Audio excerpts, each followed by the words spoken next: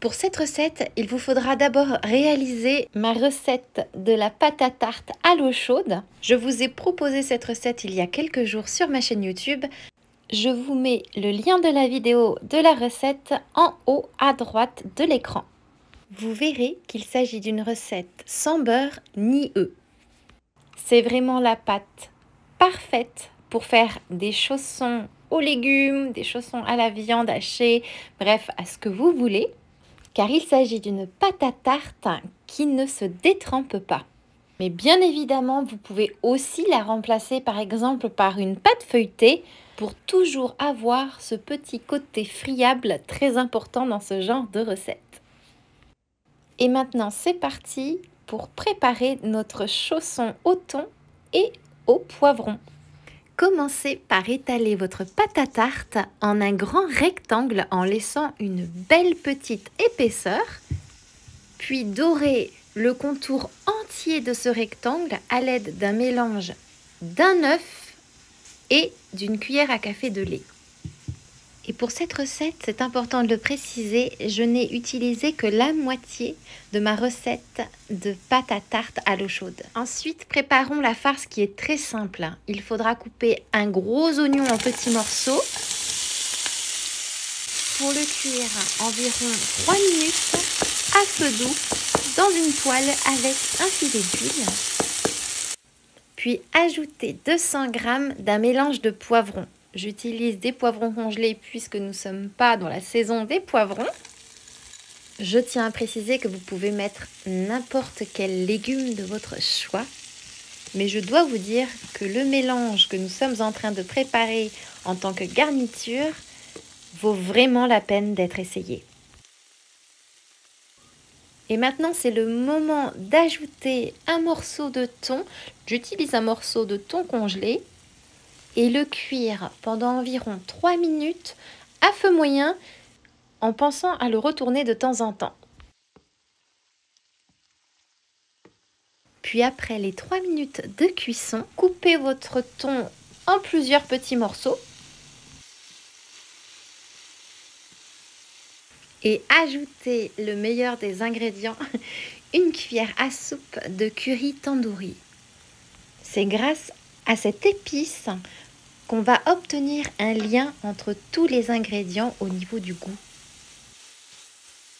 Puis cuire 3 minutes de plus et toujours à feu moyen, toujours en mélangeant régulièrement.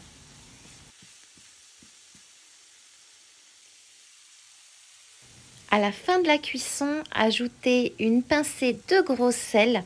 Le faire à la fin de la cuisson, ça permet d'en mettre peu pour que le goût reste là. Si vous le faites pendant la cuisson, vous aurez l'impression de ne pas avoir mis de sel.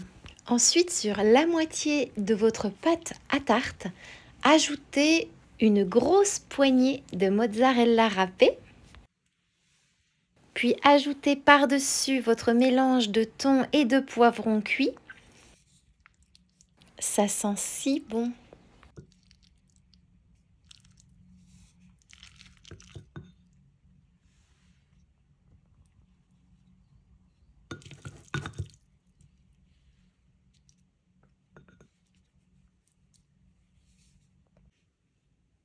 Puis couvrir à nouveau d'une grosse poignée de mozzarella râpée. Entre vous et moi, c'est complètement facultatif, mais c'est vrai que mes enfants aiment beaucoup quand j'ajoute du fromage. Repliez la pâte sur elle-même et bien la faire adhérer de la façon dont je suis en train de vous le montrer.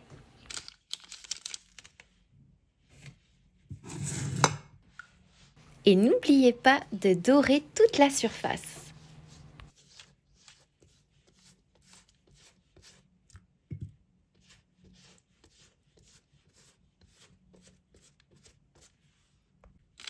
Rabattre les rebords de la pâte.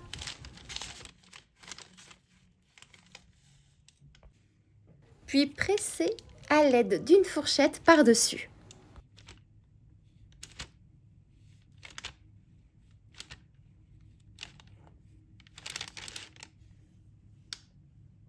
Puis, avec le dos d'un couteau pour l'aspect esthétique, faire des petites rayures croisées sur le dessus de votre chausson au thon et au poivron.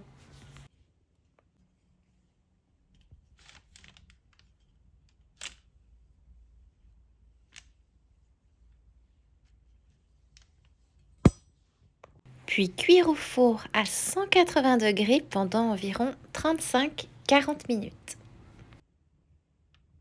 Et voilà le résultat. Je crois que la vidéo parle pour elle-même. C'est vraiment magnifique à servir sur une table. Et alors c'est d'un délice. Vous obtenez une croûte parfaitement dorée. Alors ici, c'est une recette pour 3-4 personnes, mais vous pouvez vous amuser à faire des petits chaussons individuels, bien évidemment. C'est une recette facile avec peu d'ingrédients. Si vous recevez du monde à la maison, c'est vraiment quelque chose qui est super à servir comme une entrée juste avant le plat de résistance, par exemple. Ou alors pour servir pour votre famille en un petit repas du soir qui fait du bien. Et vous pouvez le servir avec une salade d'épinards frais. Et ça se congèle très bien. Par contre, si vous souhaitez le congeler, je vous conseille de cuire au four 15 à 20 minutes de moins afin de penser au fait que vous allez devoir le réchauffer quand vous allez le décongeler tout simplement. Et comme nous sommes au printemps, que l'été arrive, voyez avec ces belles couleurs qu'il renferme, c'est vraiment parfait à servir avec un petit verre de rosé.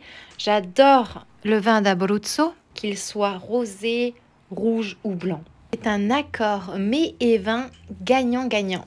Et maintenant, il ne me reste plus qu'à vous souhaiter une délicieuse dégustation.